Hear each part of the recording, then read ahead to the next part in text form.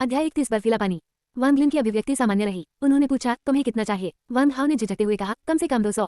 इतना? तुम्हें इसकी क्या जरूरत है? वांग लिन स्तब्ध रह गए। उसके पास 200 तावीज थे। उन्हें रिश्वत में लगभग 500 मिले थे। वांग हाओ ने आंख भरते हुए कहा, भाई ताइजू, 2 महीने में यह अंतरिक्ष शिक्षा प्रतियोगिता होगी। हालांकि मैं भाग ले सकता हूँ, लेकिन मेरे जीतने की कोई संभावना नहीं है। लेकिन मैं हार मानने से इनकार करता हूँ। वह कमीने वांग जुओ पहले ही क्यूई संक्षेपण की पहली परत तक पहुंच चुका है और मैंने सुना है कि वह दूसरी परत तक पहुंचने का प्रयास कर रहा है। वो इतनी जल्दी कैसे विकसित हो जाता है? वांग लिन ने काफी समय से वांग जुओ को नहीं देखा था और वो काफी आश्चर्यचकित था।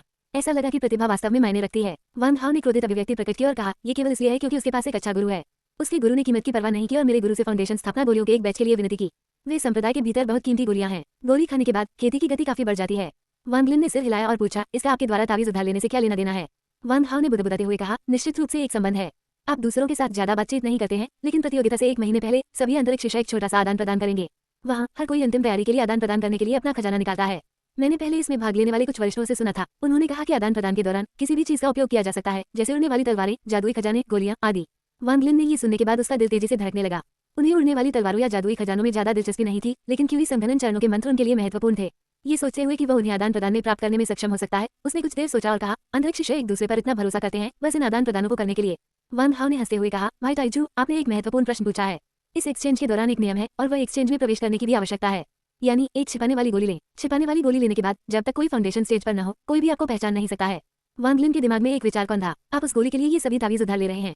वांग हाओ स्तब्ध रह गए। उसने सिर हिलाया और कहा, भाई ताइजू वास्तव में स्मार्ट है। ये सच है। ये गोली मेरे मालिक द्वारा नियंत्रित है और वर्ष के इस समय के आसपास वह उन्हें निजी तौर पर बेचना शुरू कर देता है।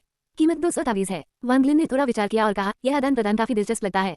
मैं इसे भी देखना चाहता हूँ। वांग हाओ ने तुरंत कहा, निश्चित रूप से, जब तक आपके पास छिपाने वाली गोली है, आप इसमें भाग ले सकते हैं। इस बार मेरा लक्ष्य फाउंडेशन स्थापना गोली है। मैंने सुना है कि इस बार एक शिशु उन्हें बेच रहा है। वांग लिन ने अपना दाहिना हाथ लहराया और अपने बैग से 400 तावीज निकाले। उसने उन्हें 100-100 तावीजों के 4 बंडलों में बनाया। वांग हाओ की आंखें चमक उठी, फिर उन्होंने उन्हें अपने बैग में रख लिया। भाई ताइजू, अभी भी लगभग आधे महीने का समय है। मैं तब आऊंगा और तुम्हें ढूंढूंगा। हम साथ जा सकते हैं। वांग लिन ने सिर हिलाया। उन्होंने कुछ देर बात की और वांग हाओ चले गए। वांग हाओ के चले जाने के बाद उन्होंने कुछ देर तक इस पर विचार किया। वांग लिन ने इस आदान प्रदान को बहुत महत्व दिया, क्योंकि ये उनके लिए बाद के क्यूई संक्षेपण चरणों के लिए मंत्र प्राप्त करने का एक मौका था। लेकिन उसके पास कुछ भी मूल्यवान नहीं था और सभी तावीजों का उपयोग बेस की गोली खरीदने में किया गया था। काफी देर तक विचार करने के बाद उन्होंने आध्यात्मिक ऊर्जा से भरपूर झरने का पानी लाने का फैसला किया। वो कुछ लोगों को आकर्षित करने में सक्षम होना चाहिए। गोली की मदद से उसकी पहचान किसी को पता नहीं चलेगी। अपना मन बनाने के बाद वांग लिन ने अब इस मामले के बारे में नहीं सोचा। अभी वो सपनों की जगह में प्रवेश नहीं कर सकता था, इसलिए उसने घर में बड़ी चट्टानों पर आकर्षण बल तकनीक का अभ्यास करना शुरू कर दिया। वह पहले ही स्वप्न क्षेत्र में 10,000 से अधिक बार आकर्षण बल का अभ्यास कर चुका था। वह इसमें और अधिक कुशल हो गया था। यदि इसका प्रयोग लोकी पर किया जाता तो सफलता दर 10 में से 10 थी। अब रोजमर्रा की जिंदगी में जब तक वो अपना हाथ चलाता, वह छोटी वस्तुओं को पकड़ सकता था। यदि आकार बहुत बड़ा होता तो सफलता दर कम हो जाती, लेकिन उसकी आध्यात्मिक ऊर्जा अभी भी बढ़ रही थी और दूसरी परत में प्रवेश करने के बाद आकर्षण बल तकनीक ने अपनी असली शक्ति दिखाना शुरू कर दिया था। कुछ घंटों तक बड़ी चट्टानों पर अभ्यास करने के बाद बाहर अंधेरा था और बर्फबारी हो रही थी, लेकिन वांग लिन तुरंत सपनों की जगह में प्रवेश नहीं कर पाए। वह दरवाजे पर खड़ा हो गया और विचार करते हुए बर्फ के टुकड़ों को घूरने लगा। पूरे महीने दूसरी परत पर खेती करते समय वांग लिन को एक समस्या नजर आई। आध्यात्मिक ऊर्जा से भरे झरने के पानी का प्रभाव कम हो गया था। हालांकि कमी बहुत छोटी थी और उसकी भरपाई की जा सकती थी, लेकिन इससे उसे अंतहीन चिंता होने लगी। उन्हें डर था कि जैसे जैसे उनका क्यूई संघनन चरण ऊंचा और ऊंचा होता जाएगा, एक दिन आध्यात्मिक ऊर्जा से भरा स्प्रिंग वाटर अपना प्रभाव खो देगा। जबकि रहस्यमय मोती को तरल उसमें भिगोना सबसे अच्छा था, उसके बाद झरने के पानी में ओस संग्रह बहुत धीमा था। उपयोग के लिए पर्याप्त सामान नहीं था और सर्दियों में तो कुछ भी नहीं था। झरने का पानी प्राप्त करना सबसे आसान और व्यवहारिक था और उसकी आपूर्ति अंतहीन थी। हालांकि अगर एक दिन झरने का पानी प्रभावी नहीं रह जाता है, तो वांग लिन को इसे बदलने के लिए कुछ करने की आवश्यकता होती है। उसने अपना हाथ थोड़ा सा हिलाया और आकर्षण बल तकनीक को सक्रिय कर दिया। बर्फ के टुकड़े एक ड्रैगन में बदल गए और कमरे में एक बड़े बर्तन में जमा हो गए। थोड़ी देर के बाद वांग लिन ने आधा बर्तन भर दिया था। उसने आकर्षण बल तकनीक बंद कर दी और बर्तन के पास आ गया। उसने अपने दाहिने हाथ से एक मोहर बनाई। 10 से अधिक प्रयासों के बाद अंततः उसने एक बच्चे के आकार का आग का गोला बनाया। आग के गोले ने बहुत अधिक गर्मी उत्सर्जित की और बर्फ को तुरंत पिघला दिया। जब सारी बर्फ पिघल गई तो उसने अपने माथे से पसीना पोंछा। लगातार 2 तकनीकों का प्रयोग करने से वह बहुत थक गया था। बर्तन में ज्यादा बर्फ का पानी नहीं था। उसने रहस्यमय मोती को बर्तन में फेंक दिया और 10 मिनट बाद उसे बाहर निकाल लिया। अब उसे रहस्यमय मनके की बहुत अच्छी समझ हो गई थी। इसे झरने के पानी में 10 मिनट तक भिगोने की सीमा थी। उन्होंने इसे लंबे समय तक भिगोने का परीक्षण किया था, लेकिन पाया कि जब तक ये कम से कम 10 मिनट तक भिगोकर रखा गया, तब तक इसका प्रभाव वैसा ही रहा। उन्होंने पानी पिया, फिर अपनी आंखें बंद कर ली और अपने शरीर में आध्यात्मिक ऊर्जा में परिवर्तन का ध्यानपूर्वक निरीक्षण किया। एक क्षण बाद उसने अपनी आंखें खोली और बुदबुदाया, प्रभाव झरने के पानी से बहुत बेहतर है, लेकिन अभी भी उससे नीचे है। इसका उपयोग किया जा सकता है। उसने तुरंत अनगिनत लोकियां निकाल ली। वे सभी लोकियां थी जिन्हें उसने पहाड़ों में इकट्ठा किया था। पूरी रात काम करने के बाद उसके आंगन की सारी बर्फ खत्म हो गई।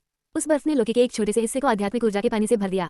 अध्याय 32 विनिमय। अगले कुछ दिनों में सपनों की जगह में प्रशिक्षण के अलावा वांग लिन पानी के लिए पिघलाने के लिए बर्फ इकट्ठा करने में व्यस्त थे। यदि आध्यात्मिक ऊर्जा के भाग जाने का डर न होता तो उन्होंने वत्स का उपयोग किया होता, इसलिए उन्होंने इसके स्थान पर लौकी का उपयोग किया। यह अच्छा था कि उसके पास पर्याप्त लोकियां थीं। कुछ ही दिनों के बाद उसके पास बर्फ के पानी से भरी कुछ 100 लोकियां जमा हो गईं। उसने गणना की कि उसने उन लोकी में जो बर्फ का पानी एकत्र किया था वह लंबे समय तक स्वप्न स्थान में उपयोग करने के लिए पर्याप्त था। बर्फ का पानी जमा करने के बाद वांग लिन खेती करने के लिए वापस चले गए। हालांकि झरने के पानी का प्रभाव कम हो गया था, फिर भी यह उपयोगी था। पलक झपकते ही 10 दिन बीत गए। उन 10 दिनों में वांग लिन ने पहले से कहीं अधिक झरने का पानी पी लिया था। अच्छी बात है कि झरने का पानी उसके शरीर में आध्यात्मिक ऊर्जा में घुल गया, अन्यथा उसका पेट इतने पानी को संभाल नहीं सकता था। दूसरी परत के लिए आवश्यक आध्यात्मिक ऊर्जा की मात्रा पहली परत की तुलना में बहुत अधिक थी। वास्तव में वांगलिन ने पहले ही अपने सपनों की जगह पर 9 महीने से अधिक समय तक खेती की थी। यदि ये पहली परत होती तो इतनी आध्यात्मिक ऊर्जा के साथ 9 महीने तक साधना करने के बाद उन्होंने कुछ अच्छे परिणाम प्राप्त किए होते, लेकिन अब भले ही उन्हें लगा कि उनके शरीर में बहुत अधिक आध्यात्मिक ऊर्जा है, फिर भी वे उन परिणामों तक नहीं पहुंच पाए जो वे चाहते थे। जिस दिन वांगलिन वान हाउ से मिलने के लिए सहमत हुए थे वह दिन आ गया था, इसलिए वांगलिन ने सपनों के स्थान में प्रवेश नहीं किया। आधी रात के आसपास बर्फबारी शुरू हो गई और वान हाउ ने वांगलिन के दिव्य भाव में प्रवेश किया। कुछ ही देर बाद वान हाउ ने दरवाजा खोला, लेकिन अंदर नहीं आया। उसने तुरंत कहा, मास्टर ने गोलियां परिष्कृत करने में बहुत समय लगाया और मुझे देर कर दी। जल्दी आओ, विनिमय शुरू होने वाला है। वान हाउ एक्सचेंज की ओर तेजी से बढ़ी और वांगलिन ने भी जल्दी से उनका पीछा किया। दोनों बर्फ में चले और संप्रदाय के प्रांगण से बाहर पहाड़ों में भटक गए। वर्तमान सड़क बहुत फिसलन भरी थी, इसलिए वान हाउ बहुत धीरे धीरे चले। उसका शरीर कांप रहा था। वो फुसफुसाए, उसे खराब मौसम का क्या हुआ? अगर मैं यहाँ पहाड़ से गिर गया और मर गया, भले ही मैं भूत था, मुझे कुछ न्याय चाहिए। वांगलिन का शरीर अब बहुत हल्का हो गया था। उन्होंने वान हाउ की परेशानी को बिल्कुल भी साझा नहीं किया। दरअसल उन्हें लगा कि मौसम काफी अच्छा था। उसने सोचा कि आदान प्रदान समाप्त होने के बाद वह बहुत अधिक बर्फ का पानी एकत्र कर सकता है। कुछ देर चलने के बाद वान हाउ रुक गए। उन्होंने चुपके से वांगलिन को एक हरी गोली दी और फुसफुसाए, हम लगभग वहाँ हैं। मैं कुछ दिन पहले यहाँ आया था। ये केवल कुछ ही मोड़ की दूरी पर है। आइए आप गोली ले लें ताकि किसी को हमारी पहचान पता न चले। वान हाउ ने एक ऐसी ही गोली निकाली और उसे निगल लिया। घना काला कोहरा दिखाई दिया और वान हाउ के शरीर को ढक लिया। कोहरे से एक कर्कश आवाज निकली और बोली, ये कैसा है? क्या आप बता सकते हैं कि मैं कौन हूँ? वांगलिन ने अपनी दिव्य भावना से वान हाउ को स्कैन किया और पाया कि उसे ऐसा महसूस हो रहा था मानो मिट्टी की कोई बाधा उसे रोक रही हो। इससे उसे लगा कि गोली लेना सुरक्षित है। वह हंसा और बोला, ये गोली सचमुच अद्भुत है। फिर उन्होंने गोली खा ली और उनके साथ भी कुछ ऐसा ही हुआ। दोनों तेजी से आगे बढ़े। कुछ मोड़ लेने के बाद वे एक खुले क्षेत्र में पहुंचे। खुली जगह बहुत बड़ी थी। दर्जनों लोग उन्हीं की तरह काले कोहरे में ढके हुए चुपचाप खड़े थे। वांगलिन और वान हाउ के आने के बाद उन्हें एक खाली जगह मिली और वे बिना हिले डुले वहीं खड़े रहे। कुछ देर बाद ये देखकर कि कोई और नहीं आ रहा है, एक व्यक्ति आगे बढ़ा, एक बार खांसा, फिर कर्कश आवाज में कहा, समय समाप्त हो गया है। इस बार मैं फिर से आदान प्रदान की मेजबानी करूंगा। पहले की तरह मैं पहले जाऊंगा। अपनी बात खत्म करने के बाद उन्होंने एक छोटी सी चांदी की तलवार निकाली और कहा, ये उड़ने वाली तलवार संप्रदाय की नहीं है। ये वह तलवार है जो मैंने खुद प्राप्त की है और यह बहुत शक्तिशाली है। मुझे केवल 500 तावीज चाहिए। थोड़ी देर तक सभी लोग आपस में तलवार के बारे में बात करने लगे। फिर कोई आगे बढ़ा और बिना कुछ बोले 500 तावीज सौंप दिए और व्यापार समाप्त कर दिया। दूसरे ने कहना शुरू किया, मेरे पास जादुई जहर का ये टुकड़ा है जो पृथ्वी को 3 बार विभाजित करने के समान कौशल जारी कर सकता है।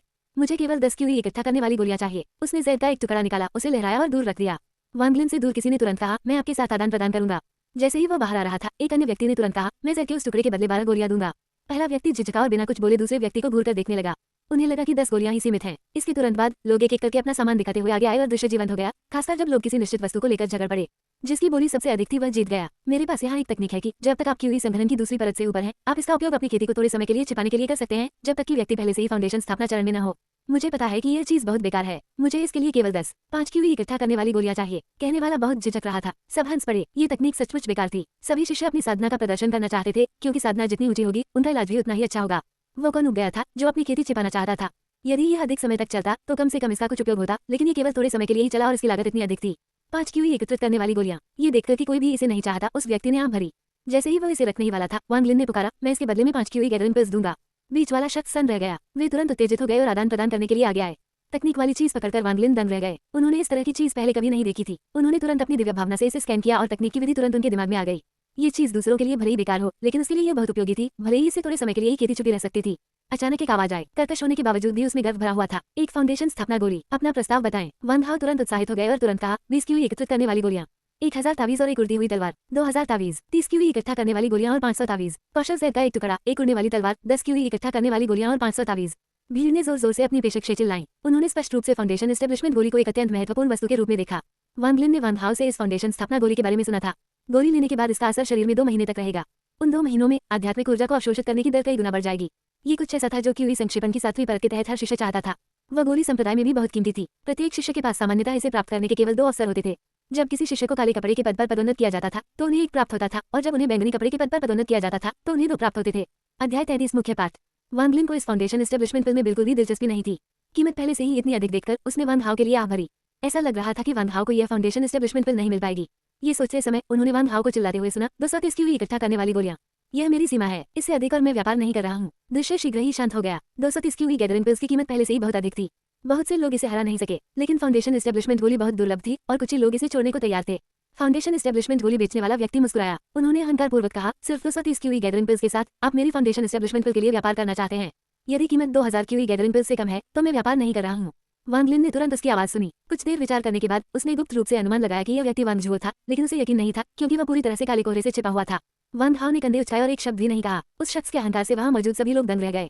प्रभारी व्यक्ति ने खांसते हुए कहा, ठीक है सब लोग, चूंकि वो व्यक्ति अपनी फाउंडेशन एस्टेब्लिशमेंट पिल का व्यापार नहीं करना चाहता है, आइए आगे बढ़े और विनिमय जारी रखें। कुछ ही देर में एक और व्यक्ति बाहर आया और अपना सामान पेश किया। जल्द ही वांग लिन की बारी थी। वह आगे बढ़ा, एक छोटी बोतल निकाली और कहा, एक रहस्यमय तरल जो एक बूंद से एक क्यूई इकट्ठा करने वाली गोली से मेल खा सकता है। यह लगभग 100 बूंदे हैं। मुझे केवल चौथी परत या उसके बाद के मंत्र चाहिए। बात खत्म करने के बाद उसने बोतल खोली। हर कोई इसके भीतर की आध्यात्मिक ऊर्जा को महसूस कर सकता था। कई लोग मंत्रमुग्ध हो गए। हालांकि क्यूई गैदरिंग पिल्स आध्यात्मिक ऊर्जा से भरपूर थी, फिर भी यह एक तैयार उत्पाद थी। इस तरल के और भी कई उपयोग थे, जैसे अधिक गोलियों को परिष्कृत करना। खजानों को परिष्कृत करते समय भी उड़ती तलवारों की तरह यह अपनी आध्यात्मिक शक्ति को बढ़ाने में मदद करेगी। किसी ने तुरंत कहा, मैं आपके साथ चौथी परत के लिए मंत्र का आदान प्रदान करूंगा। वांग लिन ने अपनी भौं उठाई और कहा, केवल चौथी परत। एक अन्य व्यक्ति चिल्लाया, उस रहस्यमय तरल के बदले में चौथी, पांचवी और छठी परतों के मंत्रों के बारे में आपका क्या ख्याल है? वांग लिन ने थोड़ा सोचा। उन्होंने अपना सिर हिलाया और कहा, मुझे चौथी से 15वीं परत तक के मंत्र चाहिए। भाई, क्या आप इसे हमारे लिए बहुत कठिन नहीं बना रहे हैं? यहाँ तक कि दूसरे बड़े प्रशिक्षु भाई केंजी, जिन्होंने पिछले साल की प्रतियोगिता जीती थी, केवल छठी परत पर हैं और उनके पास केवल 7वीं, 8वीं और 9वीं परत के लिए मंत्र हैं। 10वीं से 15वीं परत तक केवल कुछ बड़े प्रशिक्षु भाइयों के पास ही हैं। वांग लिन स्तब्ध रह गए। वह थोड़ी देर के लिए झिझका। अचानक बहुत दूर से एक आवाज आई, यदि आपके पास उस तरह की 200 बूंदे हैं तो मैं आपको परतों 4 से 9 तक का मंत्र दे सकता हूँ। सभी ने आवाज की ओर देखा और बैंगनी रंग के कपड़े पहने एक व्यक्ति को छद्मवेशी वांग लिन की ओर आते देखा। वह केवल 20 साल का था, लेकिन उसके चेहरे पर भाव ठंडे थे। जब वह पहुंचे तो उन्होंने आसपास का नजारा देखा तो हर कोई हैरान रह गया। उन्होंने आदरपूर्वक कहा, दूसरे बड़े प्रशिक्षु भाई केंजी। बैंगनी कपड़े पहने व्यक्ति ने उन पर कोई ध्यान नहीं दिया, लेकिन वांग लिन से कहा, क्या आपके पास 200 बूंदे हैं? वांग लिन का चेहरा सख्त हो गया और उसकी पुतलियां सिकुड़ गईं। उसे इस व्यक्ति से बेहद खतरनाक एहसास हो रहा था, जो हेंग्यू संप्रदाय में मिले किसी भी अन्य व्यक्ति से कहीं अधिक था। यहाँ तक कि मास्टर सन दाजू और भाई झांग भी उनकी तुलना नहीं कर सकते थे। वांग लिन ने सम्मानपूर्वक उत्तर दिया, ये तरल कुछ ऐसा है जो मुझे दुर्घटनावश मिला। इन सब बूंदों के अलावा मेरे पास अपने लिए उपयोग करने के लिए कुछ दर्जन बूंदे बची हैं। मेरे पास उतना नहीं है। बैंगनी कपड़े पहने आदमी ने थोड़ा सोचा। उसने जैद का एक टुकड़ा बाहर फेंका और कहा, ठीक है, मुझे बाकी तरल दे दो और ये मंत्र तुम्हारे हैं। वांग लिन ने जैद का टुकड़ा लिया और यह सुनिश्चित करने के लिए इसे स्कैन किया कि इसमें वही है जो उसे चाहिए था। उसने दूसरी बोतल निकाली और दोनों बोतलें जमीन पर रख दी। वह बैंगनी कपड़े पहने आदमी के करीब नहीं गया। बैंगनी कपड़े पहने व्यक्ति ने वांग लिन की ओर देखा, फिर अपना हाथ लहराया। 2 बोतलें उसकी ओर उड़ गईं। अपने दिव्य ज्ञान से उन्हें स्कैन करने के बाद उन्होंने कहा, यदि आपको ये तरल अधिक मिलता है तो पीछे के पहाड़ों में मेरी तलाश करें। इससे कोई फर्क नहीं पड़ता कि यह फाउंडेशन स्थापना की गोलियां, उड़ने वाली तलवारें, कौशल जैद या यहाँ तक कि 10वीं परत या उसके बाद का मंत्र भी है। मैं उन सभी को प्राप्त कर सकता हूँ। अपनी बात खत्म करने के बाद वह मुड़े और चले गए। वांग लिन की आंख संकीर्ण हो गई और उसकी निगाहें ठंडी हो गईं। बैंगनी कपड़े पहने आदमी ने जो आखिरी बात कही वह बहुत ही दुष्ट थी। यदि यह भीड़ में लोग होते तो उन्हें तुरंत इसका एहसास नहीं होता, लेकिन वांग लिन हमेशा से होशियार थे, इसलिए वो हमेशा चीजों में गहरे अर्थ देख सकते थे। उस व्यक्ति ने जो शब्द कहे उसका मतलब था कि कोई भी व्यक्ति रहस्यमय तरल पदार्थ को व्यापार करने के लिए उसके पास ले जा सकता है। इसने वांग लिन को बहुत खतरनाक स्थिति में डाल दिया। हालांकि वह दूसरे लोगों की नजरें नहीं देख सका, लेकिन उसे महसूस हुआ कि लोग छुपकर उसे देख रहे थे। लेकिन जब वांग लिन ने झरने का पानी बाहर लाने का फैसला किया तो उसने पहले से ही संभावना के लिए तैयारी कर ली थी, इसलिए वह घबराया नहीं और शांति से अपने आसपास की जांच की। भीड़ ने तब तक आदान प्रदान जारी रखा जब तक कि यह खत्म नहीं हो गया। जैसे ही लोग चले गए, बहुत से लोग खुशी से भरे हुए थे, साथ ही कई लोग निराशा से भरे हुए थे। वांग लिन वांग हाओ के साथ नहीं गए, लेकिन उनके पैरों पर एक दर्जन या इतने ही तावीज रख दिए और बाहर निकल गए। वह पलक झपकते ही गायब हो गया। वांग हाओ एक चतुर व्यक्ति थे और समझते थे कि वांग लिन ने ऐसा क्यों किया। उसने तुरंत एक ताबीज का इस्तेमाल किया और एक्सचेंज ग्राउंड छोड़ दिया। जिन शिष्यों ने कुछ अच्छे खजानों का खुलासा किया उन सभी ने वैसा ही किया और जल्दी से चले गए। रहस्यमय तरल पदार्थ को देखने के बाद जिन कई शिष्यों के मन में वांग लिन के प्रति दुर्भावनापूर्ण विचार थे, वे सभी आश्चर्यचकित रह गए। वे पीछा करना चाहते थे, लेकिन केवल एक छाया देखी। उन्होंने कई बार गालियां दी और चले गए। उच्च साधना स्तर के कुछ शिष्य नहीं गए और खुलेआम चीजें चुराने की कोशिश नहीं की। आखिरकार यह एक ही संप्रदाय के शिष्यों के बीच आदान प्रदान था। यदि हत्या और चोरी सचमुच हुई और इसका पता दूसरे के मालिक को चला तो गंभीर परिणाम होंगे। जैसे जैसे वांग लिन दौड़ रहा था, वह अपने पैरों पर और ताबीज रखता जा रहा था। ताबीजों ने जो गति दी थी वह ढेर हो गई, इसलिए अपने पैरों पर कुछ दर्जन ताबीजों के साथ वह जल्दी से संप्रदाय के प्रांगण में लौट आया। वह जिस व्यक्ति से सबसे अधिक डरता था वह बैंगनी कपड़े पहने आदमी था। वह तुरंत काम के घर नहीं लौटा, बल्कि एक खाली कमरे में छिप गया। केवल जब दिन का उजाला आया और भेस गायब हो गया, तभी वांग लिन सावधानी से कमरे से बाहर निकले। सौभाग्य से वापसी के रास्ते में कुछ भी नहीं था। अध्याय 34 प्रशिक्षण। 9वीं परत तक मंत्रोच्चार के साथ वांग लिन अपनी साधना जारी रख सकते थे। वह अपनी एकांतप्रिय जीवनशैली में लौट आए, जबकि हिंदू संप्रदाय पर भारी तनाव बन रहा था। आंतरिक संप्रदाय के सभी शिष्य प्रतियोगिता की तैयारी कर रहे थे। यदि वे शीर्ष पर पहुंच सकते हैं तो जादुई खजाने, गोलियां, तावीज, आध्यात्मिक पत्थर और बहुत कुछ उन्हें पुरस्कृत किया जाएगा। जिस बात ने उनकी आंखों को ईर्ष्या से हरा कर दिया वह ये थी कि इस बार संप्रदाय ने प्रथम स्थान के लिए पुरस्कार के रूप में अपने बड़े खजाने में से एक 2 मून रिंग को निकाल लिया। ये 2 मून रिंग 300 साल पहले संप्रदाय के एक वरिष्ठ की थी। इसमें महान रक्षात्मक शक्ति थी, इसलिए सभी अंतरिक्ष शिष्य गुप्त रूप से अपनी ताकत तैयार कर रहे थे। जहां तक नवागंतुक प्रतियोगिता का सवाल है, चूंकि केवल मुट्ठी भर नए अंतरिक्ष शिष्य थे, सभी ने भविष्यवाणी की कि नवागंतुक प्रतियोगिता का विजेता वांग झुओ होगा। जहां तक मानद शिष्यों का सवाल है, वे एक दूसरे के प्रति और भी अधिक शत्रुतापूर्ण हो गए। अंतरिक्ष शिष्य बनने की प्रतियोगिता उनके जीवन को बदलने का एक मौका थी। सभी लोग गुपचुप तरीके से इसकी तैयारी कर रहे थे। इस तनावपूर्ण माहौल का वांग लिन से कोई लेना देना नहीं था। साधना के अतिरिक्त उन्होंने आकर्षण तकनीक का भी अभ्यास किया। महीने के खत्म होने से एक दिन पहले वह कामकाजी घर से निकल गया और सीधे मुख्य आंगन की ओर चला गया। उसके साधना स्तर को छुपाने की तकनीक सक्रिय हो गई। उनके शरीर में आध्यात्मिक ऊर्जा जल्दी ही क्यूई संघनन की पहली परत के स्तर तक पहुंच गई। उसने पाया कि नौकरानी के घर के लोग बहुत परेशान थे और उसे ठीक से खेती करने से रोकते थे, इसलिए वो खेती करने के लिए एक शांत जगह पर जाने का बहाना चाहता था। मुख्य प्रांगण में पहुंचने के बाद वह अंदर चले गए। थोड़ी देर बाद उन्होंने सुन दाजू के जड़ी बूटी के बगीचे के सामने कदम रखा और सम्मानपूर्वक कहा, शिष्य वांग लिन ने गुरु से मिलने का अनुरोध किया है। तुम यहाँ क्यों हो? जड़ी बूटी उद्यान का गेट नहीं खुला। ऐसा लग रहा था कि सूर्य दाजू को वास्तव में ये शिष्य पसंद नहीं आया। वांग लिन की अभिव्यक्ति सामान्य रही। उन्होंने आदरपूर्वक कहा, शिष्य की साधना बहुत कम है और मुझे डर है कि मैं प्रतियोगिता में जीत नहीं पाऊंगा और गुरु का चेहरा नहीं खो पाऊंगा, इसलिए मैं भाग लेने से बचना चाहूंगा। सन दाजू ने व्यंग्य किया, हम ऐसा लगता है कि तुम अभी भी थोड़ा जागरूक हो, छोटे लड़के। बड़े जू के शिष्य वांग झुओ को देखो, इतना युवा फिर भी पहले से ही पहली परत के शिखर पर और किसी भी समय दूसरी परत में प्रवेश कर सकता है। अगर तुम गए भी तो ये बेकार होगा, दूसरे तुम्हें अपनी उंगली से मार सकते हैं। मैंने तो यहाँ तक सुना है कि तुम लोग रिश्तेदार हो, इतना बड़ा अंतर कैसे हो सकता है। वांग लिन ने परवाह नहीं की और कहा, वांग जुओ बचपन से ही होशियार रहे हैं और वह स्वाभाविक रूप से प्रतिभाशाली हैं। वह कोई ऐसा व्यक्ति नहीं है जिसके साथ यह शिष्य प्रतिस्पर्धा कर सके। सुन दाजू ने कुछ देर सोचा और पूछा, क्या आपको पिछले आधे साल में कोई और लौकी मिली? वांग लिन ने बेबसी का भाव दिखाते हुए अपना सिर हिलाया और कहा, ये वास्तव में अजीब है। मैं कई बार पहाड़ पर गया हूँ लेकिन कोई लौकी नहीं देखी। सन दाजू ने रुखाई से कहा, क्या आपके पास कहने के लिए कुछ और है? यदि नहीं तो चिल्लाओ। हर बार जब मैं तुम्हें देखता हूँ मुझे गुस्सा आता है। हर बार जब उसकी नजर वांग लिन पर पड़ती तो वह अपना गुस्सा नहीं रोक पाता। वह चाहता था कि वह वांग लिन को एक हाथ से मार डाले ताकि दूसरे उस पर न हंसे। वांग लिन ने झुककर आदरपूर्वक कहा, गुरु, शिष्य यहाँ पहाड़ों में रहकर वास्तव में उग गया है और नए साल के बाद तक यहाँ से चले जाना चाहेगा। आप क्या सोचते हैं? सुन दाजू ने मना कर दिया और कहा, पहाड़ छोड़ दो, तुम नहीं कर सकते। जब तक तुमने इसका उल्लेख नहीं किया था तब तक मैं लगभग भूल गया था, लेकिन 4 वर्षों में अन्य संप्रदायों के बीच प्रतिस्पर्धा है। इस बार प्रमुख ने पहले ही आदेश दिया था कि नए साल के बाद अधिकांश आंतरिक शिष्य गहन बंद दरवाजे के प्रशिक्षण में चले जाएंगे। तुम्हें जाना चाहिए ताकि तुम प्रतिच्छेदन प्रतियोगिता में मेरा नाम बर्बाद न करो। गहन प्रशिक्षण। वांग लिन स्तब्ध रह गए। हर 20 साल में संप्रदायों के बीच प्रतिस्पर्धा होनी चाहिए, ये सैकड़ों वर्षों से नियम रहा है। हालांकि हुआन डाओजोंग सतह पर हमारे हेंग्यू संप्रदाय के साथ मित्रतापूर्ण है, लेकिन हमारे बीच गुप्त रूप से बहुत सारी असहमति है। पिछले 100 वर्षों से हम हमेशा उनसे हार गए हैं, जो बहुत शर्मनाक है। यही कारण है कि यह गहन प्रशिक्षण होगा। आप मेरी बात अच्छी तरह से सुने। यदि 4 साल के बाद भी आपने कोई प्रगति नहीं की है और मुझे हार का सामना करना पड़ता है, प्रतियोगिता चाहे कुछ भी हो, मैं तुम्हें हेंग्यू संप्रदाय से बाहर निकाल दूंगा। ऐसा कहने के बाद सुन दाजू ने और कुछ नहीं समझाया। वांग लिन ने चुपके से आह भरी। ऐसा लग रहा था कि संप्रदाय के बाहर प्रशिक्षण संभव नहीं होगा। ये देखकर कि सुन दाजू का लहजा दोस्ताना नहीं था, उन्होंने सिर हिलाया और विदा ले ली। कामकाजी घर में लौटने के बाद वांग लिन ने थोड़ा सोचा। चूंकि वह संप्रदाय के बाहर प्रशिक्षण नहीं ले सका, आइए इस गहन प्रशिक्षण का उपयोग उचित रूप से विकसित करने के लिए करें। अगले दिन प्रतियोगिता शुरू हुई। दृश्य बहुत जीवंत था। वांग लिन नहीं गए। उन्होंने इस समय का उपयोग खेती करने और दूसरी परत में अपनी नींव को मजबूत करने के लिए किया। अगले कुछ दिनों में वांग लिन को मानद शिष्यों की गपशप से पता चला कि आंतरिक शिष्यों में प्रशिक्षु भाई झांग को पहला स्थान मिला, लेकिन केवल इसलिए कि किसी भी बैंगनी रैंक वाले शिष्य ने भाग नहीं लिया। जहाँ तक वांग जुओ का सवाल है, वह आश्चर्यजनक रूप से नए शिष्यों का राजा बन गया। वह और भी अधिक अहंकारी हो गया और अब अपनी उम्र के शिष्यों को अपने स्तर के लोगों के रूप में नहीं देखता था। एक सप्ताह बाद सुबह पूरे संप्रदाय में 1 घंटी बजी। ये 5 बार बजा। इसका मतलब था कि सभी आंतरिक शिष्यों को जल्दी से मुख्य हॉल के बाहर इकट्ठा होना चाहिए। वांग लिन स्वप्न स्थल के अंदर से घंटी नहीं सुन सका। ऐसा तब तक नहीं हुआ जब तक क्रोधित सूर्य दाजू ने लात मारकर घर का दरवाजा नहीं खोला और उसे जगाया। उसने तुरंत मंगा हटा दिया और गुप्त प्रशिक्षण कक्ष का दरवाजा खोला। तभी सुन दाजू का क्रोधित चेहरा देखा, जो चिल्ला रहा था, वांग लिन, क्या तुम बहरे हो? क्या तुमने घंटी नहीं सुनी? कमीने, गहन प्रशिक्षण में भाग लेने वाले सभी आंतरिक शिष्य वहाँ है, लेकिन तुमने मुझे बड़े प्रशिक्षु भाई के सामने हार का सामना करना पड़ा। तुम मुझे इतना पागल बना देते हो। वांग लिन ने अपनी भौहें उठाई और चुप रहे। सुन दाजू ने वांग लिन को कड़ी नजर से देखा। वह जानता था कि यह अपने शिष्य को डांटने का समय नहीं है, क्योंकि मुखिया और प्रशिक्षु भाई सभी प्रतीक्षा कर रहे थे। बिना कुछ कहे उसने वांग लिन को पकड़ लिया और 7 रंगों वाले बादल पर कदम रखा और आकाश में उड़ गया। वे तीव्र गति से मुख्य हॉल के सामने पहुंचे। सुन दाजू ने वांग लिन को बेरहमी से जमीन पर फेंक दिया। सन दाजू ने धीमी फुसफुसाहट में कहा, वांग लिन, मेरे पीछे आओ। यदि तुमने मुझे फिर से अपमानित किया तो मैं संप्रदाय के नियमों के खिलाफ जाऊंगा और तुम्हें मार डालूंगा। सन दाजू के वे अंतिम शब्द हत्या के इरादे से भरे हुए थे। वह पहले से ही इस शिष्य के साथ अपनी बुद्धि के अंत पर था। बाद में उन्होंने निर्णय लिया कि उन्हें अपने शिष्य को संप्रदाय से बाहर निकालने का कोई कारण खोजना होगा। वांग लिन ने अपना कंधा रगड़ा। यदि वह पहले से ही क्यूई संगठन की दूसरी परत तक नहीं पहुंचा होता तो उस गिरावट से उसका हाथ टूट जाता। उन्होंने अपना सिर नीचे किया और फुसफुसाए, शिष्य आज्ञा का पालन करता है। सुन दाजू ने खर्राटा लिया। उसने अपने कपड़े ठीक किए और मुख्य हॉल में चला गया। वांग लिन ने एक गहरी सांस ली और हॉल में प्रवेश करते समय अपना गुस्सा दबा दिया। हेंग्यू संप्रदाय का मुख्य हॉल संप्रदाय के भीतर सबसे भव्य स्थान था।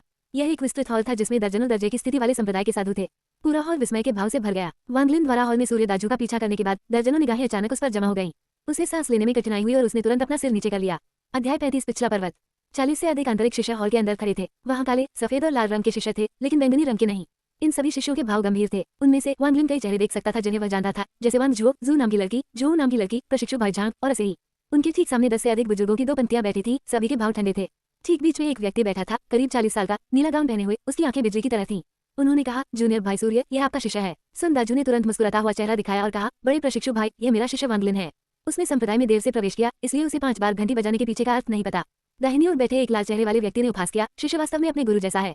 वह थोड़ा मूर्ख है, ठीक वैसे ही जैसे आप उस समय थे। उसकी तरफ का एक आदमी हंसा। प्रशिक्षु भाई सही नहीं है। कनिष्ठ भाई सुन में कम से कम कुछ प्रतिभा थी, इसलिए वह अपने शिष्य से कहीं अधिक मजबूत था। सुन दाजू का चेहरा कुछ देर के लिए लाल और सफेद के बीच बदल गया। उन्होंने वांग लिन पर कड़ी नजर डाली। उसने फुसफुसाया और वांग लिन को नजरअंदाज कर दिया और बैठ गया। नीले गाउन वाले आदमी ने भौहें सिकोड़ ली। उन्होंने वांग लिन के बारे में भूलने से पहले एक बार और उसकी ओर देखा और कहा, जैसा कि पहले कहा गया था, इन 4 वर्षों के गहन प्रशिक्षण से परिणाम मिलना चाहिए। हमें हुआन डाओजोंग के खिलाफ प्रतियोगिता में जीतना होगा। आज से आप पीछे के पहाड़ में प्रवेश करेंगे। हर किसी को अपना स्वयं का साधना स्थल प्रदान किया जाएगा। इस बार संप्रदाय आप सभी के उपयोग के लिए 10,000 क्यूई इकट्ठा करने वाली गोलियां प्रदान करेगा। आप में से कोई भी इस दौरान पहाड़ नहीं छोड़ सकता है। सभी आंतरिक शिष्यों ने एक स्वर में उत्तर दिया। नीले गाउन वाले व्यक्ति ने सिर हिलाया और कहना जारी रखा, मुझे उम्मीद है कि 4 साल में आप में से एक बैंगनी कपड़े पहने शिष्य बन जाएगा। बैंगनी कपड़े पहने शिष्य का मतलब आंतरिक शिष्यों की तुलना में कहीं अधिक महत्वपूर्ण मुख्य शिष्य है। इसे भूल जाओ, इसे अपने लिए अनुभव करो। अब आप सभी पीछे के पहाड़ पर जाएं और कोई आपको साधना स्थल तक ले जाएगा। अपनी बात खत्म करने के बाद उसने अपनी आस्तीनें लहराई और उनमें से एक सफेद रोशनी निकली। एक बार हॉल का चक्कर लगाने के बाद वह गुर्राया, खोलें। श्वेत प्रकाश अचानक फैल गया और जल्दी सभी आंतरिक शिष्यों को अपनी चपेट में ले लिया। जाना। नीले गाउन वाले आदमी की गुर्राहट के बाद सफेद रोशनी चमकी और मुख्य हॉल से गायब हो गई। वांगलिन को अपने शरीर में गर्माहट महसूस हुई। पलक झपकते ही उसने खुद को एक घाटी के अंदर पाया। इस स्थान पर अन्य स्थानों की तुलना में बहुत अधिक आध्यात्मिक ऊर्जा थी।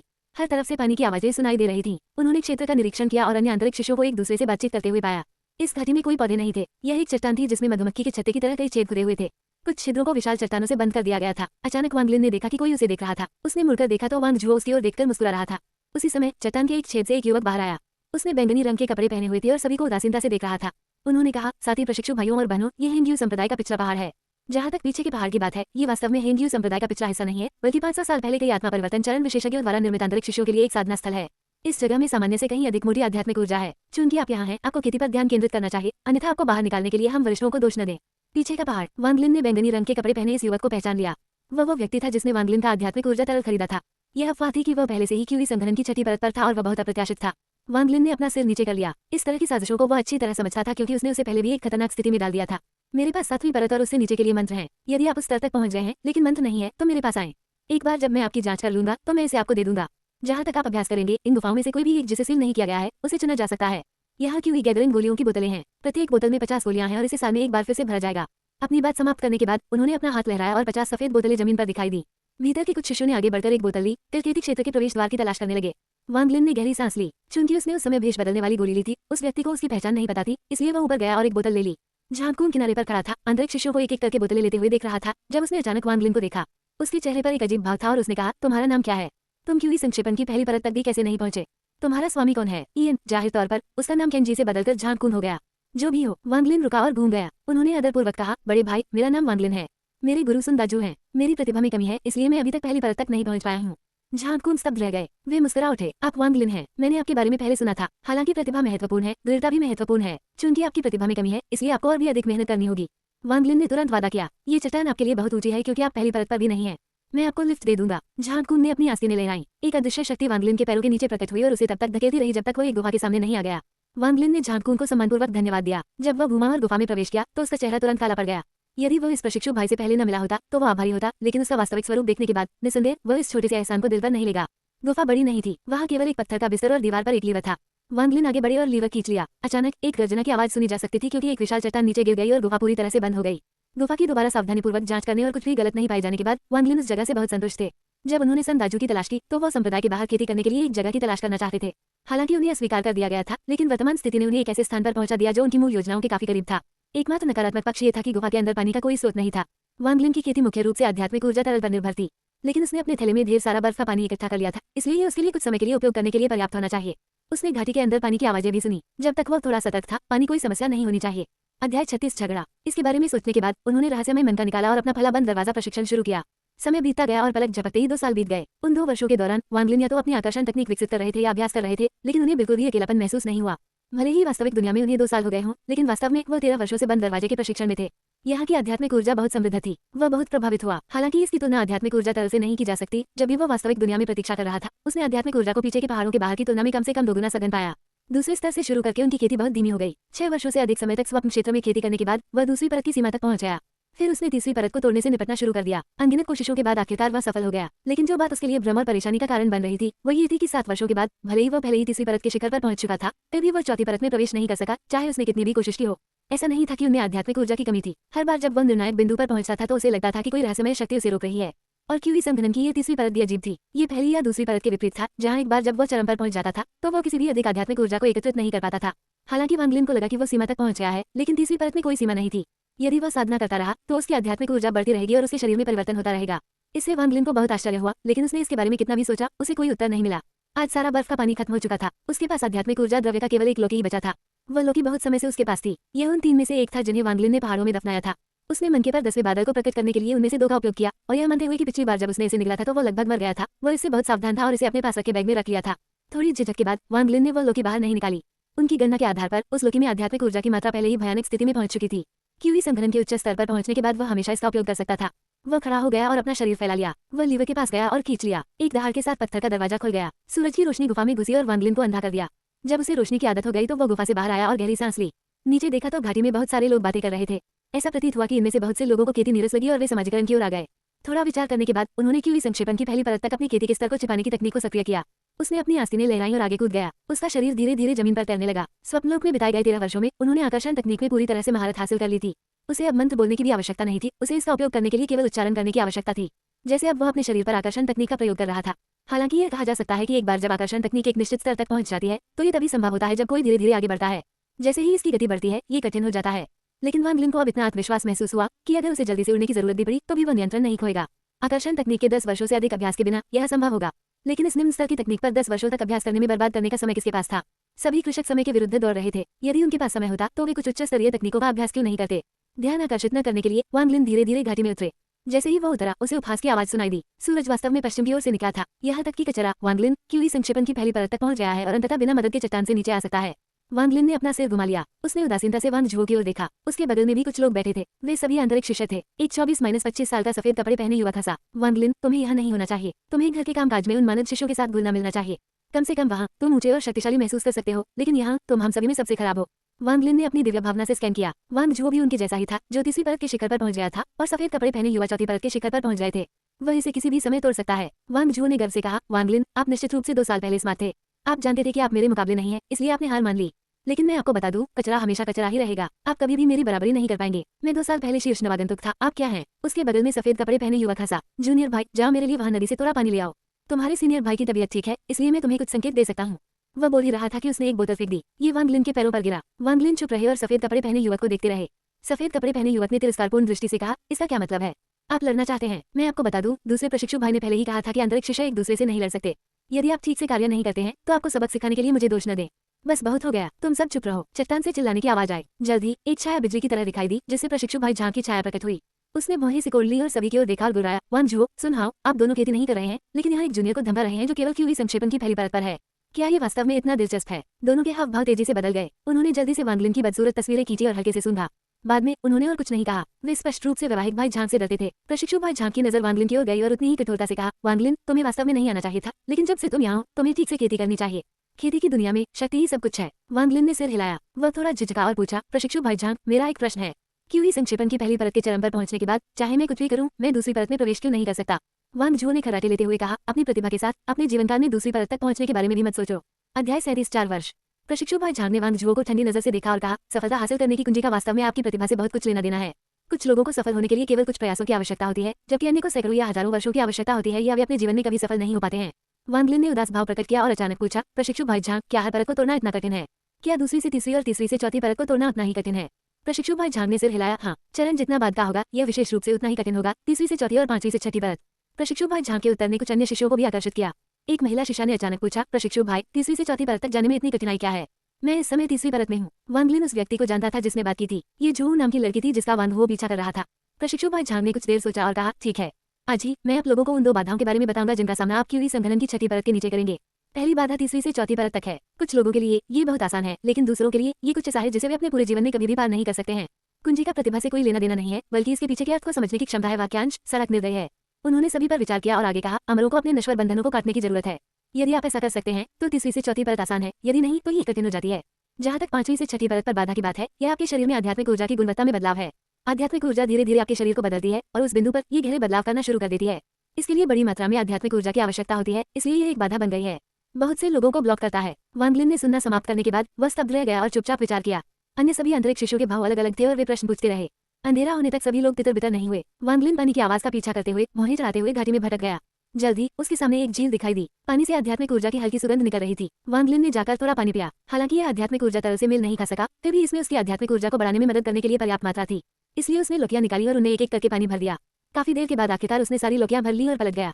जैसे ही उसने दूसरे प्रशिक्षु भाई को भूत की तरह अपने पीछे कुछ दूरी पर खड़ा देखा, उसकी पुतलियां तुरंत सिकुड़ गईं। जब वह पानी भर रहा था तो वह लगातार इस दिव्य भावना से उस क्षेत्र का निरीक्षण कर रहा था, लेकिन उसे कुछ नहीं मिला। हालांकि ऐसा लग रहा था कि प्रशिक्षु भाई झांग लंबे समय से वहां थे।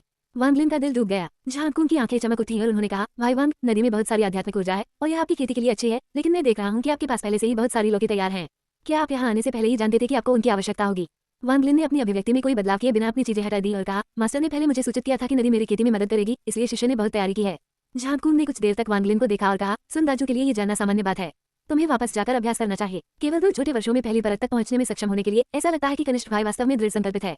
अच्छी बात है। मुझे उम्मीद है कि जब मैं तुम्हें दोबारा देखूंगा तो तुम दूसरी परत पर होगे। वांग लिन ने अपने हाथ जोड़े और चला गया। अपनी गुफा में लौटने के बाद ही उसे अंततः थोड़ा आराम मिला।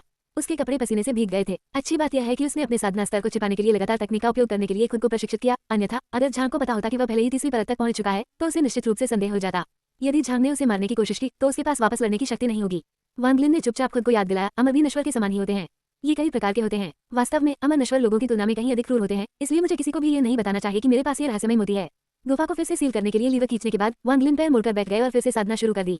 सभी नश्वर इच्छाओं और संबंधों को काटने का सिद्धांत इन चीजों को उनकी साधना से विचलित होने से रोकना था, लेकिन हैंग्यू संप्रदाय में प्रवेश करने के बाद वांग लिन ने पाया कि अधिकांश अमर न केवल अपनी इच्छाओं से खुद को अलग करते हैं बल्कि और भी बदतर हो जाते हैं। परिणाम स्वरूप नश्वर इच्छाओं को काट दो शब्द एक बहुत ही स्पष्ट अभिव्यक्ति थी, लेकिन भाई झांग के अनुसार ये तीसरी से चौथी परत तक जाने की कुंजी थी जो एक विरोधाभास प्रतीत होती थी। काफी समय तक परेशान रहने और फिर भी कोई सुराग नहीं मिलने के बाद वांग लिन को पता था कि वह कभी भी अपने परिवार के साथ संबंध नहीं तोड़ सकता। सौभाग्य की बात यह थी कि तीसरी परत पहली दो परतों की तरह नहीं थी।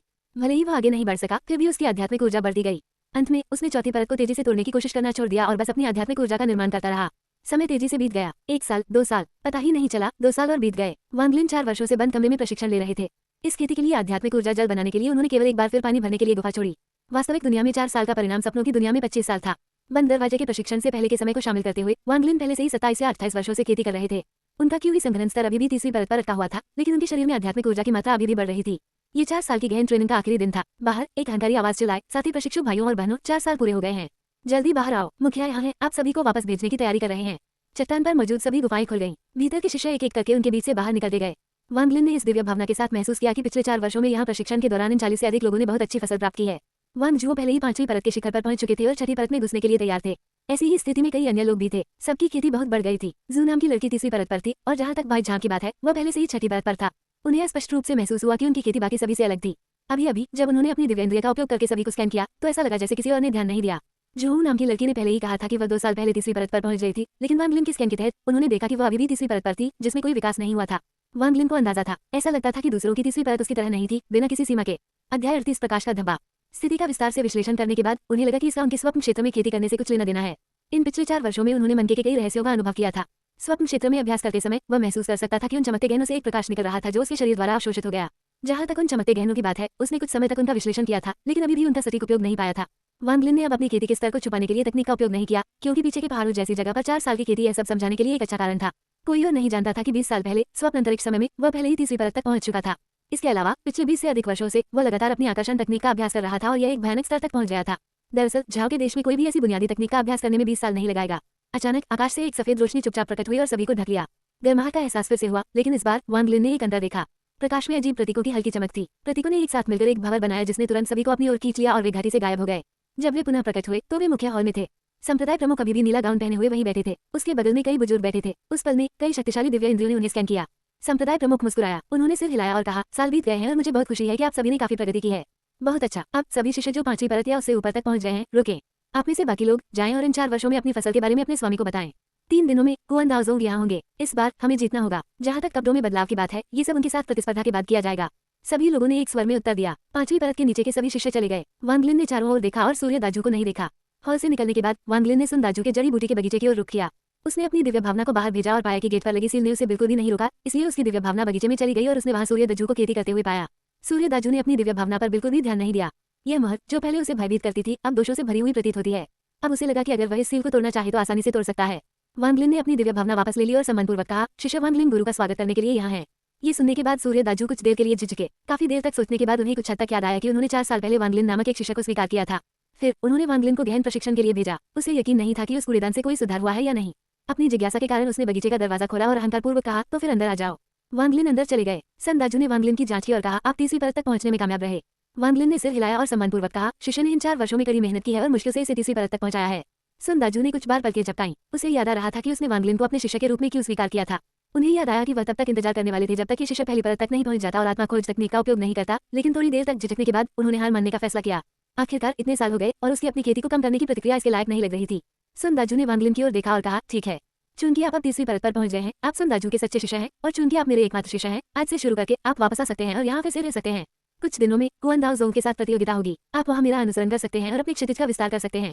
साथ ही चूंकि आप तीसरी परत पर पहुंच गए हैं, क्या आपने आकर्षण तकनीक का अभ्यास किया है? वांग लिन की अभिव्यक्ति सामान्य रही और उन्होंने उत्तर दिया, शिष्य ने आकर्षण तकनीक का अभ्यास किया है, लेकिन अभी भी इसे बहुत अपरिचित महसूस करता है। सुन दाजू ने सिर हिलाया और कहा, ये स्वाभाविक है। सच कहूं तो ये बुनियादी तकनीकी अभ्यास के बारे में है। आप जितना अधिक अभ्यास करेंगे आप इसमें उतने ही बेहतर होंगे। आपके गुरु ने पूरे 1 वर्ष तक इसका अभ्यास किया और इसे संप्रदाय में सबसे लंबा समय माना जा सकता है। देखें, जैसे ही वो बोल रहा था, उसने अपना हाथ बढ़ाया और एक छोटी रंगीन तलवार दिखाई दी और सुन दाजू के हाथ में वापस आने से पहले कमरे के चारों ओर घूम गई। आकर्षण तकनीक का अभ्यास करने और दूसरी परत तक पहुंचने के बाद कोई ड्राइव तकनीक का अभ्यास शुरू कर सकता है। ड्राइव तकनीक वह है जो इस तलवार को चलाती है। बेशक इस स्तर तक पहुंचने के लिए आपको कम से कम चौथी परत तक पहुंचना होगा, लेकिन प्रतिस्पर्धा इतनी करीब होने के साथ हम आपको संप्रदाय से मजाक नहीं बना सकते। आपकी खेती कम है, इसलिए आपके ऊपर जाने की संभावना कम है, लेकिन आप संप्रदाय का चेहरा नहीं खो सकते। एक उड़ने वाली तलवार को अभी भी आकर्षण तकनीक से नियंत्रित किया जा सकता है। मैं आपको एक टोकन दूंगा, इसलिए तलवार मंदिर में जाएं और पहनने के लिए और प्रतियोगिता में दिखाने के लिए एक अच्छी उड़ने वाली तलवार चुनें। सुन दाजू ने बात खत्म की और वांगलिन की ओर एक टोकन उछाला। वांगलिन की अभिव्यक्ति अजीब हो गई। उसने बहुत देर तक अपना मुंह खोला, लेकिन समझ नहीं पाया कि क्या कहे। वांगलिन के हाव भाव अजीब होते देख सुन दाजू ने गुर्राते हुए कहा, इसे छोटी बात मत समझो। तुम्हें अच्छा दिखना चाहिए, क्योंकि अगर तुमने मुझे बदनाम किया तो मैं तुम्हें माफ नहीं करूंगा।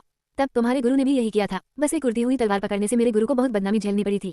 वांगलिन ने व्यंग्यपूर्वक मुस्कुराते हुए कहा, शिष्य निश्चित रूप से भयंकर दिखेगा गुरु। चिंता मत करो। अध्याय 39 धन। सुन दाजू ने संतुष्टि में अपना सिर हिलाया और कहा, आप इस टोकन को रख सकते हैं। यह आपको इस बगीचे में स्वतंत्र रूप से प्रवेश करने और बाहर निकलने की अनुमति देगा, लेकिन याद रखें, आपको मेरी अनुमति के बिना किसी भी जड़ी बूटी को छूने की अनुमति नहीं है। वांगलिन ने सिर हिलाया। वह जानता था कि सूर्य दाजू उसे पसंद नहीं करता था, लेकिन ये देखकर कि वह पहले ही तीसरी परत तक कैसे पहुंच गया था, सूर्य दाजू ने कम से कम उसे एक शिष्य के रूप में पहचान लिया। वांगलिन सम्मानपूर्वक चले गए। कुछ ही समय बाद वह मुख्य प्रांगण में तलवार मंडप पर पहुंचे। वह कई साल पहले यहाँ थे और दोबारा यहाँ आकर उन्हें उस समय का दृश्य याद आ गया। तलवार मंडप के बाहर सफेद वस्त्र पहने एक शिष्य बैठा था। वह ऐसा लग रहा था जैसे वह 30 साल का हो और थोड़ा मोटा हो। वांगलिन ने उसे नहीं पहचाना, इसलिए ऐसा लगा कि उसने गहन प्रशिक्षण में भाग नहीं लिया। उन्होंने वांगलिन की ओर देखा और कहा, जूनियर भाई, आप केवल तीसरी परत पर हैं। आप यहाँ क्या कर रहे हैं? यह एक ऐसी जगह है जहाँ केवल चौथी परत या उससे ऊपर के शिष्य ही प्रवेश कर सकते हैं। वांगलिन चुप रहे। उसने वह टोकन निकाला जो सुन दाजू ने उसे दिया था और उसे फेंक दिया। मोटे शिष्य को टोकन मिलने के बाद उसका चेहरा अजीब हो गया, मानो वह अपनी मुस्कान को रोकने की कोशिश कर रहा हो। जल्द ही वो इसे और नहीं रोक सका और जोर से हंसने लगा। ऐसा लगता है कि यह बड़े भाई सुन की परंपरा है। मैं इसके बारे में भूल गया था। बड़े भाई सुन की यह परंपरा है कि दूसरे संप्रदाय के साथ प्रतिस्पर्धा में वह उड़ती हुई तलवार दिखाना पसंद करते हैं। वांगलिन शर्मिंदा हो गए, खासकर सुन दाजू की पहले की गंभीर अभिव्यक्ति के बारे में सोचकर। वह सावधानी से मुस्कुराया। मोटा आदमी बहुत देर तक हंसता रहा। उसने अपनी हंसी रोकी और अपना हाथ लहराते हुए कहा, जूनियर भाई, आप जा सकते हैं। मैं दाहिनी ओर से तीसरी तलवार की सिफारिश करता हूँ। वह उड़ने वाली तलवार वास्तव में अद्भुत है। पहली बार जब मैंने इसे देखा तो मुझे लगा कि यह झाव देश की सबसे अद्भुत उड़ने वाली तलवार है। वांगलिन ने तुरंत उस व्यक्ति को धन्यवाद दिया और मंडप की ओर चल दिया। जब वह 5 मीटर दूर था तो उसे अचानक मंडप से ऊर्जा की तरंगों का पता चला जो उसे प्रवेश करने से रोकने की कोशिश कर रही थी। ये देखकर मोटे आदमी को एहसास हुआ कि वह मंडप के चारों ओर लगे फॉर्मेशन को बंद करना भूल गया है। वह वांगलिन को बताना चाहता था, लेकिन जैसे ही वह बोलने वाला था वह अचानक रुक गया, जैसे कि उसके गले में मच्छी की हड्डी फंस गई हो। उसकी आंखें बड़ी हो गईं और उसने वांगलिन को अविश्वास की दृष्टि से देखा। वांगलिन ने प्रतिरोध महसूस किया और उस समय की शर्मिंदगी को याद किया। वह खर्राटे लेता रहा और आगे बढ़ता रहा। 5 metre, 4 metre, 3 metre, 2 metre, 1 metre. प्रतिरोध बढ़ने के बावजूद ये वांगलिन को बिल्कुल भी रोकने में सक्षम नहीं था और उसने आसानी से तलवार मंडप में कदम रखा। कमरे में प्रवेश करने के बाद उसने अपनी दिव्य भावना का उपयोग किया और पाया कि जिस कमरे में वह इस समय था वह बहुत अजीब था। ऐसा लगता था कि उनकी दिव्य भावना केवल 3 मीटर की सीमा तक ही सीमित थी। मोटा आदमी तुरंत अपने चेहरे पर हैरान भाव के साथ उछल पड़ा। वह तलवार मंडप के प्रबंधन का प्रभारी शिष्य था, इसलिए वह संरचनाओं की शक्ति को अच्छी तरह से जानता था। अंतरिक्ष शिशु का तो जिक्र ही नहीं, लेकिन बहुत से बुजुर्ग वांगलिन की तरह जबरदस्ती अपना रास्ता नहीं बना सके। केवल शिशुओं की भर्ती करते समय गठन की शक्ति को सैकड़ों गुना कमजोर कर दिया गया था, ताकि तलवारों की ऊर्जा को ये देखने के लिए जारी किया जा सके कि क्या कोई मैच था, क्या गठन टूट गया है। मोटा आदमी विश्वास नहीं कर सका कि अभी क्या हुआ था। उसे लगा कि संरचना को तोड़ना होगा, इसलिए वह स्वयं इसका परीक्षण करने के लिए आगे बढ़ा। जैसे ही उसने 5 मीटर की रेंज में प्रवेश किया, उसे बहुत तेज दबाव महसूस हुआ, जिससे उसे ऐसा महसूस हुआ जैसे वह अशांत समुद्र में एक पत्ता हो। उसे बेरहमी से बाहर निकाल दिया गया। गिरते ही उसका शरीर काला पड़ गया और एक चाप बन गया। जमीन पर गिरने के बाद उसके मुंह से कुछ और खून निकला। काफी देर बाद उसे होश आया। उसका चेहरा डर से भरा हुआ था। उसने कहा, नहीं, टूटा नहीं। वांगलिन आसानी से कमरे में दाखिल हो गए। एक बार अंदर जाने पर उसने देखा कि विभिन्न लंबाई की कई उड़ने वाली तलवारें थीं, जो शक्तिशाली तलवार के इरादे को छोड़ रही थीं। वांगलिन ने बिना रुके एक एक करके प्रत्येक तलवार को स्कैन किया, जब तक कि उसने अंततः वह तलवार नहीं देख ली जिसके बारे में मोटे आदमी ने कहा था कि यह झाव देश की सबसे अद्भुत दिखने वाली तलवार थी। इसे देखने के बाद वांगलिन अवाक रह गए। इसे सचमुच सबसे अद्भुत दिखने वाली उड़ने वाली तलवार माना जा सकता है। इसे वास्तव में एक उड़ने वाली तलवार के रूप में भी नहीं माना जाना चाहिए, बल्कि एक आयताकार चिन्ह की तरह माना जाना चाहिए। ये 2 हाथ चौड़ा, 1 मीटर लंबा था और पूरा शरीर सुनहरी रोशनी से चमक रहा था। सुनहरी रोशनी का कारण यह नहीं था कि यह कोई जादुई मंत्र वाली तलवार थी। सुनहरी रोशनी इसलिए थी क्योंकि पूरी तलवार सोने से मरी हुई थी। ये भी मत सोचिए कि सोने का कोट सिर्फ किसी अद्भुत तलवार को छिपाने के लिए था। ये सिर्फ सामान्य लोहा था।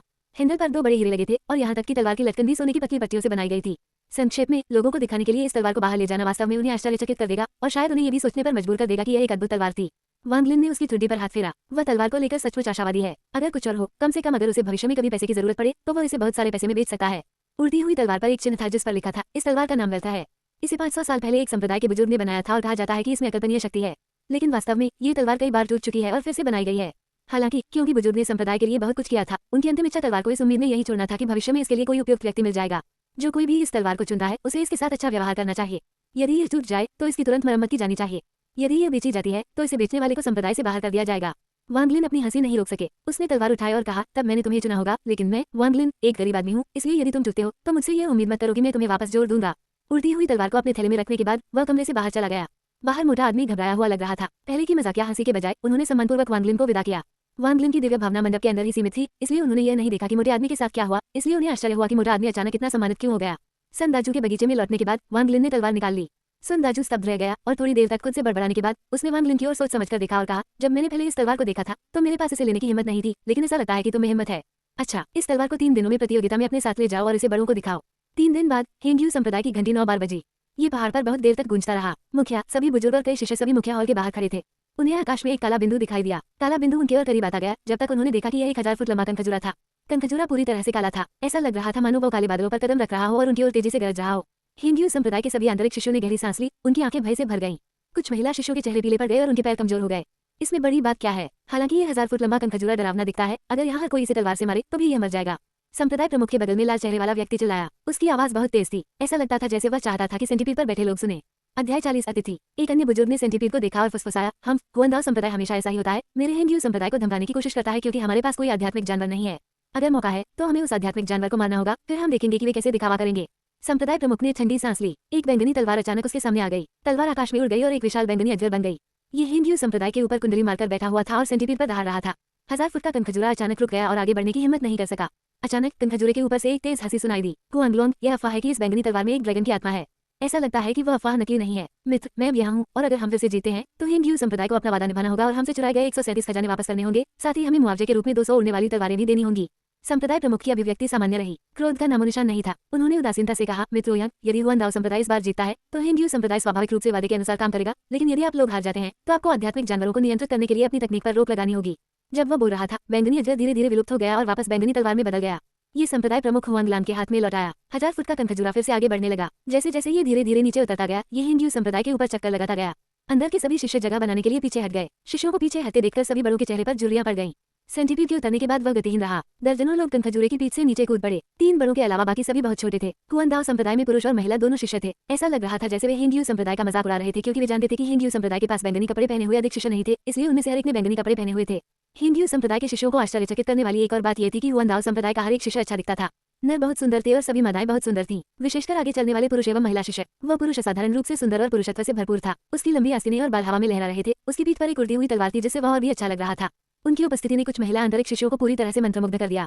महिला शिष्या ने पूरी बैंगनी पोशाक पहनी हुई थी। उसके बाद झरने की तरह लंबे थे, चमकीले लाल होंठ थे और उसकी आंखें सुंदर थीं, जो किसी के भी दिल को छू सकती थीं। यहाँ तक कि वांग लिन ने भी जब उसे देखा तो वह अपने दिल की धड़कन को तेज होने से नहीं रोक सका। वह बहुत आश्चर्यचकित हो गया क्योंकि उसने उसे ध्यान से देखा और जल्दी से अधिक सतर्क हो गया। सभी शिष्यों के चेहरे पर रटे हुए चेहरे देखकर एक बुजुर्ग अंततः इसे बर्दाश्त नहीं कर सका और चिल्लाया, जुआनदाओ संप्रदाय ने आकर्षण कला का अभ्यास कब शुरू किया? ये बहुत ही घृणित है। इस चीख ने तुरंत ही कई आंतरिक शिष्यों को जगा दिया। उन सभी के चेहरे पर आश्चर्यचकित भाव थे। जुआनदाओ संप्रदाय के 3 बुजुर्गों में से एक ने हंसते हुए कहा, ये बड़ा दावजू होना चाहिए। मेरा नाम किंग बुली है, आपको करीब से देखना चाहिए। यहाँ मेरे 2 शिष्यों ने किसी आकर्षण कला का अभ्यास नहीं किया, लेकिन जड़ आत्मा जड़ों के साथ पैदा हुए थे। मैं देख सकता हूँ कि हिंदू संप्रदाय के सभी शिष्यों में से कोई भी इतनी शुद्ध आत्मा जड़ वाला नहीं है।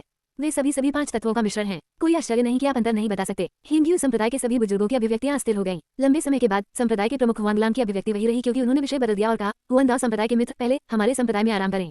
प्रतियोगिता 3 दिनों में शुरू होगी। बुजुर्ग ओयांग ने सिर हिलाया। मुस्कुराते हुए उन्होंने कहा, बहुत अच्छा। हमारे हुआनदाओ संप्रदाय ने हिंदू संप्रदाय के साथ कई वर्षों से ये प्रतियोगिताएं की हैं, लेकिन हालांकि कुछ विवाद हैं, हमारे रिश्ते को नुकसान पहुंचाने की कोई जरूरत नहीं है। हिंदू संप्रदाय के कई बुजुर्गों के बीच एक बहुत बुरा व्यक्ति बाहर चला गया। उसका चेहरा झुर्रियों से भरा हुआ था और ऐसा लग रहा था जैसे उसमें कोई ऊर्जा नहीं है। वह हल्के से मुस्कुराया और ओयांग से कहा, अच्छा दोस्त ओयांग, 20 साल हो गए, क्या तुम अभी मुझे याद करते हो? बुजुर्ग ओयांग जोर से हंसे और कहा, मैं तुम्हें पहले ही देख चुका हूँ, पुराने दोस्त सोंगराओ यू। इस बार तुम्हें मुझे अपने घर में बनी कुछ और शराब पीने देनी चाहिए। मेरे पास पर्याप्त नहीं थी क्योंकि तुम पिछली बार बहुत कंजूस थे। तुम केवल एक जार ही लाए थे। एल्डर सॉन्ग मुस्कुराया, ऐसा नहीं है कि मैं कंजूस हूँ, बात यह है कि जब आप शराब पीना शुरू करते हैं तो ये बहुत डरावना होता है। इससे कोई फर्क नहीं पड़ता कि मैं कितने जार बाहर लाता हूँ, ये पर्याप्त नहीं है। जैसे ही दोनों ने बात करना शुरू किया, जुआनदाओ संप्रदाय के अन्य 2 बुजुर्गों को परिचित चेहरे मिले और उन्होंने ऐसे बातें करना शुरू कर दिया जैसे इससे पहले कभी भी अमित शब्द नहीं कहे गए हों। जैसे ही उन्होंने झाओ देश की खेती की दुनिया में हो रही चीजों के बारे में बात की, दोनों संप्रदायों के शिष्यों की आंखें सचमुच खुल गईं। चीजें इस प्रकार हैं, वुफेंग संप्रदाय में एक पुरुष शिष्य था जिसने मिसी संप्रदाय की प्रमुख महिला शिष्या को बहकाया और उसे गर्भवती कर दिया। मिस संप्रदाय का मुखिया न्याय के लिए वुफेंग संप्रदाय के पास गया, लेकिन एक बच्चे के साथ वापस आ गया। यह स्वर्ग संप्रदाय की तरह, जहाँ कुछ शिष्यों ने संप्रदाय को त्याग दिया और हेहुआन संप्रदाय में शामिल हो गए। जब उनमें से कुछ ने हेहुआन संप्रदाय में शामिल होने के लाभों का प्रसार करना शुरू किया तो अधिक से अधिक शिष्यों ने स्वर्ग संप्रदाय को त्याग दिया। इससे स्वर्ग संप्रदाय का मुखिया इतना क्रोधित हो गया कि उसने संप्रदाय छोड़ने वाले किसी भी शिष्य को मारने का आदेश भेज दिया। यह किसी प्रतिभाशाली बच्चे के जन्म के बारे में और अंततः मिसी सेक्ट के कोर फॉर्मेशन विशेषज्ञ का जन्मदिन कुछ महीनों में होने के बारे में, इसलिए सभी मित्रवत संप्रदाय इसमें भाग लेने के लिए लोगों को भेजेंगे इत्यादि। वांग लिन ने लंबे समय तक सुना और झाओ देश में खेती की दुनिया की बहुत धुंधली धारणा बनने लगी। एक समय अचानक उसे महसूस हुआ कि कोई उसकी ओर देख रहा है। उसने अपना सिर घुमाया और देखा कि जुआनदाओ संप्रदाय की महिला शिष्या उसके चेहरे पर फीकी मुस्कान के साथ उसकी ओर देख रही थी। वांग लिन ने अपना सिर हिलाया और चुपचाप अपना बचाव कर लिया। उन्हें विश्वास नहीं हो रहा था कि उन्हें उपस्थित सभी शिष्यों के बीच किसी का ध्यान आकर्षित करने का आकर्षण है। लियू मेई हुआनदाओ संप्रदाय के आंतरिक शिष्यों की नेता थी और उन्हें अपनी सहज आकर्षण क्षमता पर बहुत भरोसा था। जुआनदाओ संप्रदाय के भीतर लगभग कोई भी उसकी उम्र का विरोध नहीं कर सकता था। लेकिन वह साधारण सा दिखने वाला युवक सबसे पहले ठीक हो गया, जिससे उसे आश्चर्य हुआ। वो कुछ और नजर डालने से खुद को नहीं रोक सकी, लेकिन इससे कोई फर्क नहीं पड़ता कि उसने वांग लिन को कैसे देखा। वह केवल तीसरी परत पर था और सामान्य से कुछ भी अलग नहीं था। जैसे जैसे बुजुर्ग बात कर रहे थे, दोनों संप्रदायों के शिष्य भी आने वाली प्रतियोगिता की तैयारी के लिए एक दूसरे से बातचीत करने लगे। कुआनदाओ संप्रदाय के सभी शिष्यों के पास एक रहस्यमय कोरा था जिसने उनके साधना स्तर को छिपा दिया था। वांग लिन भी आश्चर्यचकित थे कि उन्हें जुआनदाओ संप्रदाय में रुचि हो गई। ये तकनीक छिपाने वाली गोली के समान लगती थी, लेकिन उच्च स्तर पर। हिंदू संप्रदाय के शिष्यों ने अपना सारा ध्यान उस पुरुष और महिला पर केंद्रित किया, वे सभी अपने अपने विचारों के साथ। लेकिन वांग लिन ने एक अजीब घटना देखी। जुआनदाओ संप्रदाय के सभी शिष्यों की आंखों से ऐसा लग रहा था कि वे पीछे बैठे एक अधेड़ उम्र के व्यक्ति के प्रति सम्मान के संकेत दे रहे हैं। उस व्यक्ति पर विचारपूर्वक नजर डालने के बाद वांग लिन ने अपनी नजरें हटा ली, अपना सिर नीचे कर लिया और चुप रहे।